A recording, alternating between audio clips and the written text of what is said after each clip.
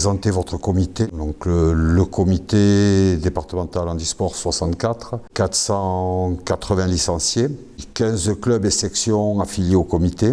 Le rugby, le basket, le tennis, la voile, la natation, les clubs omnisports, le vélo, la gymnastique.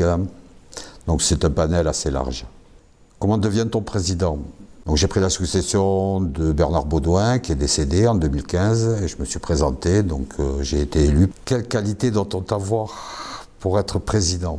La première, c'est de la disponibilité, beaucoup, parce qu'il en faut beaucoup. C'est de la persévérance pour faire aboutir ses idées et les projets que l'on a.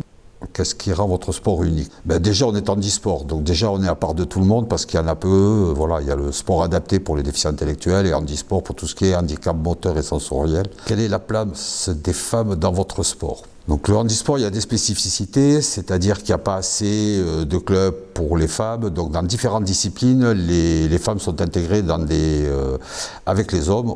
Donc, rencontrez-vous des difficultés à former des arbitres ? Donc nous, en tant que comité, on ne forme pas d'arbitre, puisqu'on est un comité omnisport. On s'occupe, nous, plus du handicap lourd. Donc on a formé les salariés à l'arbitrage de la boccia, de la serbacane. Là, on va travailler sur du foot fauteuil, mais sur le handicap lourd, parce que très peu de clubs s'en occupent. Un mot sur les bénévoles.